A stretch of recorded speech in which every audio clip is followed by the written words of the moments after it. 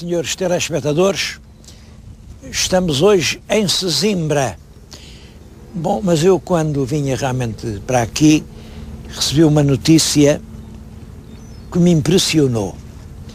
Um dos maiores poetas portugueses do século XX encontra-se doente. Sei que está hospitalizado e que há preocupações com a saúde dele. É o grande poeta Eugênio de Andrade. E é para ele que neste momento vai o meu pensamento. Eu estou-lhes a falar em setembro, está uma manhã enovoada e é nesta manhã de setembro que eu vou dirigir ao meu querido amigo Eugênio de Andrade, oxalá que ele possa ouvir isto. Este poema a que ele próprio chamou Pequena Elegia de Setembro. O tema é este. Morreu a mãe do poeta, mas ele ainda julga que a está a ver. Está diante dele, ele quer dirigir-se, ela está no jardim e ele quer falar com a imagem da mãe que lhe apareceu. E o poema é assim. Não sei como vieste, mas deve haver um caminho para regressar da morte.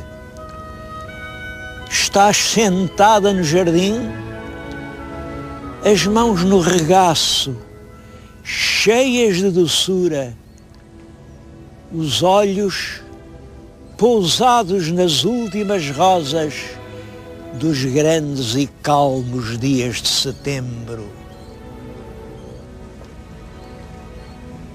Que música escutas tão atentamente que nem dás por mim?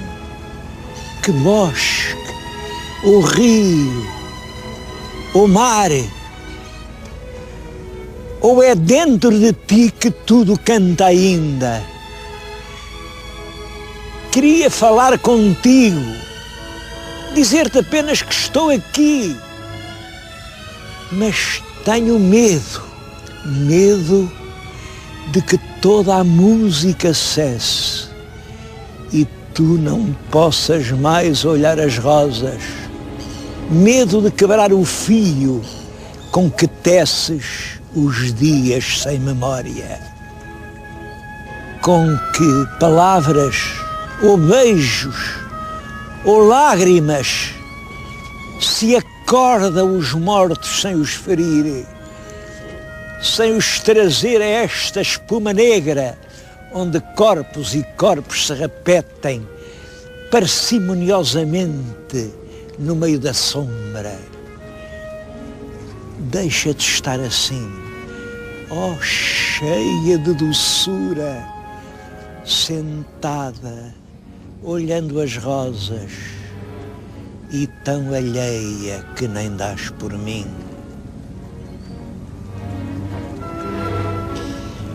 Faço os meus votos pelo restabelecimento de Eugênio de Andrade e queria dizer aos meus telespectadores, continua a haver grandes poetas. Está um desafio. Leia os livros de Eugênio de Andrade.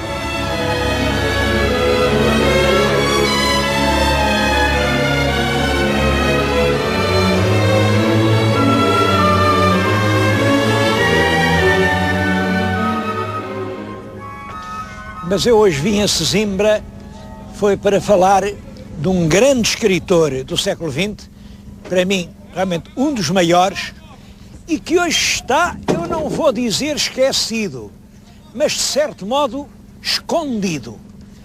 Vou-lhes falar de Raul Brandão. Raul Brandão eu considero um remorso que nós evitamos relembrar. Raul Brandão nasceu na Foz do Douro, em 1867, reparem, 1867, portanto um homem dos fins do século XIX, tem 23 anos quando começa o século XX, desde pequeno revela grande talento para as letras, mas a mãe, ele adorava a mãe. Este homem é um homem, ele vem cheio de sentimento, é emocionante esta figura. Em Raul Brandão há realmente algum pensamento, mas digamos, há 10% de pensamento para 90% de emoção e sentimento. E um dos sentimentos fortes dele é pela mãe. Ora, a mãe gostava muito que aquele rapaz, que era um belo rapaz, imagina aquele belo rapaz fardado, hein? Fardado, oficial, com dragona, que lindo que era ver o Raul ali na tropa, e convenceu o rapaz a ir para a tropa. O rapaz não tinha jeito nenhum para isso. Se há um possível antitropa, era o Raul Brandão. Ele queria era ser homem de letras, chegou a matricular-se no curso superior de letras, mas depois, por insistência da mãe, mudou para a escola do exército. Bom, e mudou para a escola do exército. Lá saiu alferes, tinha uma ideia terrível de tudo o que era tropa. Ele conta nas memórias, conta que ser tropa, o que é ser tropa? Ser tropa é fazer o servicinho. Até conta isto, o servicinho era estar lá o dia no quartel a jogar gamão, a não fazer nada, e a não acontecer coisa nenhuma. Tinham que fazer um relatório, e o relatório tinha que dizer, sem novidade. Ele faz muita troça tudo aquilo, diz que a tropa é 200, 300, 400 homens, a levantar o pé, tic, tic, tic, e a pôr no chão ao mesmo tempo. Tropa é isso. Pé para cima, pé para baixo, pé para cima, pé para baixo. E da barriga para cima não acontece nada. Eu acho que na vida militar há valores próprios, mas Raul Brandão nunca os compreendeu. A tropa para ele era uma farsa ridícula. Bom, apesar de tudo, foi a alferes. Alferes, passado o tempo, lá foi promovido a tenente, sempre uma vida sem brilho, sem distinção. De tenente lá passou para capitão. Bom, quando era capitão obrigaram-no a ir fazer o curso para major, mas ele não fazia nada, absolutamente nada no quartel, senão fazer troça daquilo tudo. Troça. Era republicano. Ele era do contra. Era um homem, fazia parte daqueles jornalistas nefelibatas. Portanto, um homem que era contra toda a instituição, contra toda a autoridade, era contra tudo. E escrevia com imensa graça, Ele, ao mesmo tempo que era tropa, saía do quartel, logo que tocava para sair, ele tirava lá a fardeta, punha-se o traje civil, ia para o Correio da Manhã, era no início do Correio da Manhã, a fazer troça do mundo em que vivia. É claro que eu não posso dizer que seja um homem sem ideias, porque os livros dele, que são muitos, não se podem dizer que sejam livros de formas, de palavras, não. Primeiro, ele é realmente um revolucionário. É um homem que aspira a derrubar toda a estrutura do Estado que estava instalada e estava podre e a fazer um Estado diferente, um Estado que realmente pudesse corresponder às mais profundas aspirações de pureza, de altura, de progresso, de solidariedade, de grandeza do povo que o Estado dominava. É, portanto, uma ideia romântica. Religiosamente, eu posso dizer que o Raul Brandão, sendo tão anticatólico, era profundamente religioso. A ideia religiosa nunca se separa dos seus livros. Bom, porquê? Como é que se pode ser tanto contra a Igreja e tão religioso? Bom, a explicação é simples, é como sabem, todas as igrejas são organizações de instituições à volta da ideia de Deus. Bem, se eu pudesse fazer uma comparação, dizia que são um pouco como a ostra.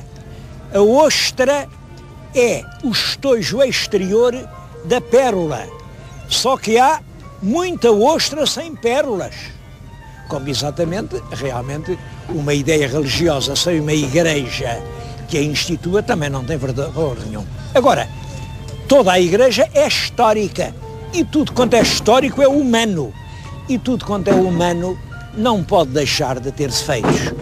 as coisas humanas são feitas por homens e os homens são todos, olhem, são todos assim um pouco como eu. Podem ter um ideal de grandeza, de beleza, de dignidade, uma saudade de pureza primitiva, mas é claro que aos interesses, a este mundo, e portanto toda a Igreja é realmente uma estrutura que acusa a longa erosão da história. Agora, portanto, um homem contra as instituições, um revolucionário, um religioso profundo, embora anticlerical, mas mais importante que tudo isso, o que domina toda a obra de Raul Brandão é uma profunda, dramática comiseração pelos pobres. Isto é, para perceber o Brandão, isto é que é importante. Brandão é um homem que dá todo o seu coração, que dá toda a sua vida aos pobres. Os livros mais importantes do Raul Brandão são sobre os pobres.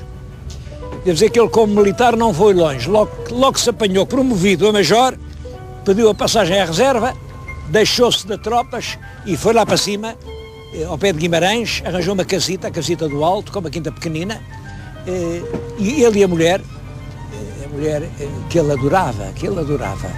Ele não escrevia os livros, ele ditava. E a companheira fiel que lhe escreveu os livros todos era a esposa. Ele dizia, ia dizendo, e ela escrevia. Isto tudo lá na casa do pé de Guimarães. Essa casa ainda hoje existe. Mas a obra de Witse pode-se dizer que é em 3 grandes grupos. O primeiro é o das memórias. Há 3 livros de memórias que toda a gente conhece. As Memórias de Raul Brandão. Bom, é um livro de uma leitura fascinante. Acho que não se pode, quem quer que queira conhecer aquela época muito difícil da proclamação da República, os últimos anos da monarquia, as intrigas, o regicídio, os tiros do Terreiro do Paço, o cadáver de Dom Carlos, os funerais, o pobre governo daquele hesitante Dom Manuel, depois a República, o Teófilo, presidente, o Teófilo depois vem a dizer o pior possível da República, aquela canalha toda a subir as escadas dos ministérios e dizer, vocês sabem, eu também era republicano, sempre fui republicano, aqui estou, dei-me um empregozito. Todo esse mundo profundamente corrupto, profundamente canalha do fim da monarquia, ressalta das Memórias de Raul Brandão. E ressalta tanto que eu estou convencido que aí Raul Brandão não é um memorialista, é realmente um romancista. Raul Brandão transfigurava com a sua imaginação poética toda a realidade que descrevia. Acho que também aquele mundo das memórias, aquilo não é bem verdade. Aliás, sabemos hoje, perfeitamente, há ali aspectos em que ele modifica a verdade. Todos hoje sabemos que quem matou o rei Dom Carlos e o príncipe Dom Luís não foi só o Costa e o Buissa. Hoje sabemos que o regicídio resulta de uma conspiração que cometeu muita gente, muitos republicanos, alguns dos quais eram grandes amigos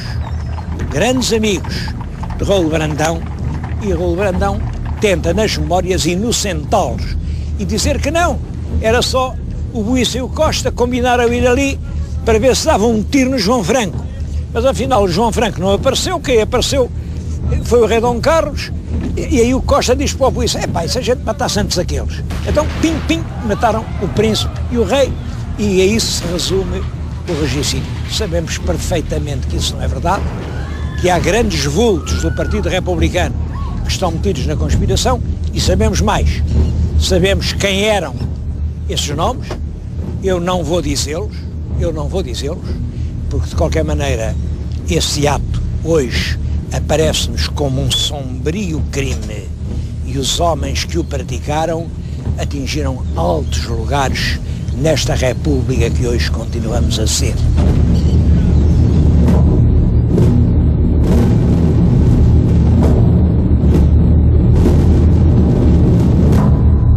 além das memórias, há outros 2 ciclos de produção literária. Um é o da história. Ele, a certa altura, dedica-se à história. Escreve um livro, hoje é famoso, El Rei Junot. Bom, o Junot, como sabem, é o general que comanda a primeira invasão francesa e não foi nada rei. E eu penso que este livro não tem nada de livro histórico.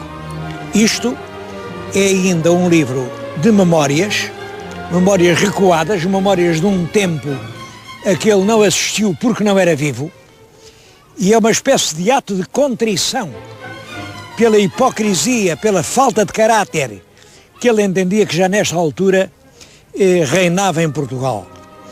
Sabem que o historiador não pode tomar paixão. O historiador está em cima do tempo, mas fora do tempo. Bom, este homem está sempre a tentar moldar, afeiçoar, dar um perfil às coisas do tempo que descreve. Bom, mas a mais notável de todas as épocas do escritor Raul Brandão é talvez aquela em que ele fala dos pobres. Não há dúvida de que Brandão tem pelos pobres uma comiseração extraordinária. Eu tenho diante de mim este livro, para mim, é o mais notável livro de Raul Brandão, chama-se simplesmente Os Pobres. É neste ciclo da gente pobrezinha que ele escreve mais este livro, que é o que o tornou célebre, Os Pescadores. Ele fala da gente da faina do mar, praticamente de todo o litoral português, aqui no índice, pescadores da Foz do Douro, de Caminha à Póvoa, a Pescoas da Sardinha, a Ria de Aveiro, os Palheiros de Mira, a Morte do Arraiz ficou célebre, as Berlengas, a Nazaré, Lisboa, Setúbal, Sesimbra e Caparica, Olhão, a pesca do atum e Sagres. Devo dizer que todos estes textos são textos extraordinariamente bem escritos e hoje figuram nas antologias. Aqui eu vim falar-lhes aqui a um destes lugares que ele descreve, que é Sesimbra. É uma descrição emocionante em que ele faz o elogio do pescador de Sesimbra. Este homem é de instinto comunista. Se um adoece, os outros ganham-lhe o pão. Recebe o seu canhão inteiro. Se morre, sustentam-lhe a viúva e os filhos, entregando-lhe o ganho que ele tinha em vida. Dão ao hospital e ao asilo uma parte do pescado. Toda a gente tem direito a ir ao mar. Toda a gente tem direito à vida. Vai quem aparece, desde que seja marítimo. Acontece que o barco leva hoje 40 homens, 20 homens amanhã. O produto da pesca é dividido em quinhões iguais pela companhia. A pesca do anzol é uma espécie de cooperativa e a barca é quase sempre dos pescadores. Bom, devo dizer que isto ainda hoje, em parte, é assim. Em parte. A solidariedade profunda entre os pescadores continua a ser realidade. E quem nos dera que em todo o mundo o comunismo fosse assim. Simplesmente este livro dos pescadores inclui-se na série dos livros sobre os pobres. E isso é que está esquecido. Devo dizer que na época de Raul Brandão, ele está a escrever isto depois de 1912 e antes de 1930, que é a data em que ele morreu, e a sorte dos pescadores emociona-o profundamente. Não era só ele. Recordo-me que no meu tempo, nas seletas da instrução primária, havia um poema de Guerra Junqueiro, pobres de pobres, são pobrezinhos, almas sem lares, aves sem ninhos. Vêm por desertos, por estivais, mantas ao ombro, grandes bornais, como farrapos, coisas sombrias, trapos lavados nas ventanias.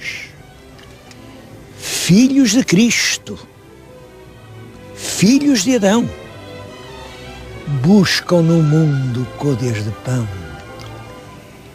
Enjeitadinhos, rotos, sem pão, tremem maleitas e olhos no chão, choram cantando, penam rezando. Oh, só a morte sabe até quando.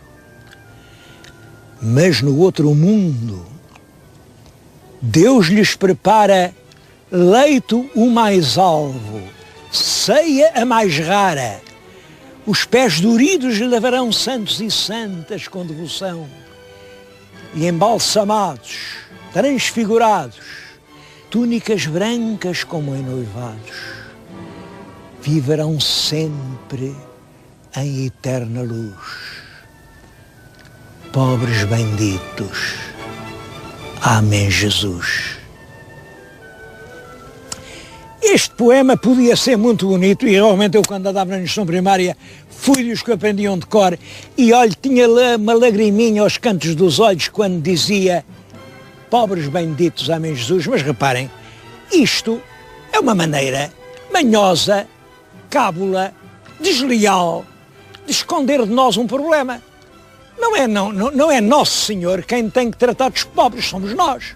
Isto de dizer, eles agora são ceguinhos em treva densa, que andam ali desde nascer, tudo isso é muito bonito, mas não resolve o problema dos pobres. O problema dos pobres é, aliás, um problema muito complicado. Ainda hoje é um problema muito complicado.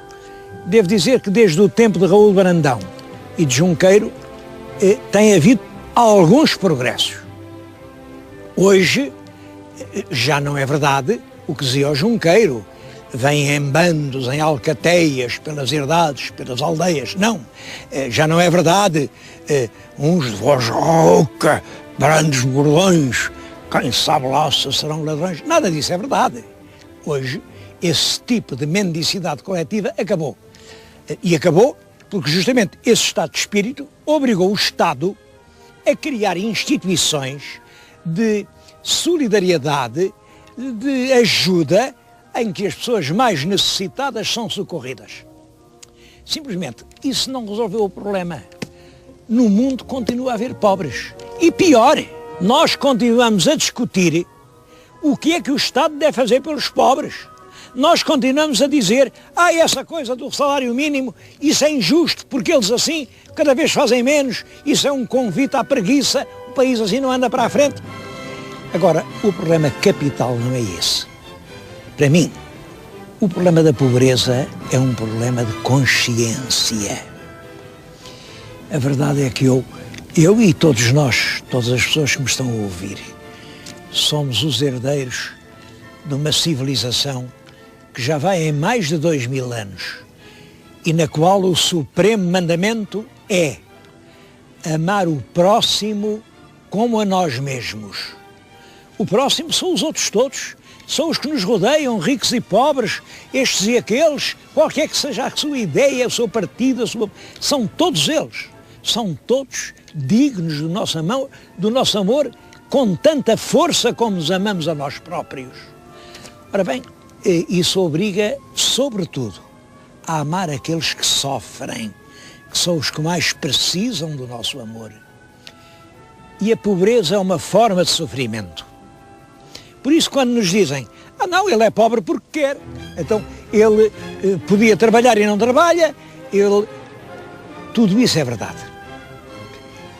Também é verdade que a maior parte dos sofrimentos a gente não os quer. Reparem, os drogados sofrem e foram eles que se meteram nisso. Bom, mas apesar de tudo nós consideramos-nos no dever de os ajudar. Olhem, os sinistrados, esses rapazes, vão aí, às vezes embriagados, a conduzir os carros a 100 e muitos a hora, que depois batem e ficam todos partidos. Pois ficam, a culpa foi deles. mas é nosso dever salvá-los e ajudá-los. Eu penso que é isso que se passa com os pobres. É um dever de civilização ajudar aqueles que caíram em estado de pobreza. Bom, mas no mundo continuam a morrer milhões de crianças com fome. E nós, que estamos aqui nos países onde se levam, apesar de tudo, uma vida boa, onde toda a gente anda de automóvel, toda a gente tem férias, toda a gente tem um sítio onde dormir e um pão para comer, esquecemos-nos disso. Eu julgo que os mais notáveis livros de Raul Brandão são estes, em que ele nos recorda o drama dos pobres. E é talvez por isso que eles andam tão esquecidos. É uma recordação importuna. Isto não nos deixa dormir em paz. Daí que este outro, Os Pescadores, é o mais famoso de todos. Ele faz parte do conjunto. Bom, mas como nós não somos pescadores, e ele não fala aqui muito na miséria dos pescadores, porque eles levam uma boa vida arriscada, corajosa, mas apesar de tudo não morrem de fome, este é o mais famoso dos livros de Raul Brandão. Mas o mais importante da sua obra é este apelo dramático que ele nos faz àqueles que na roda de todo o mundo estão a morrer de fome.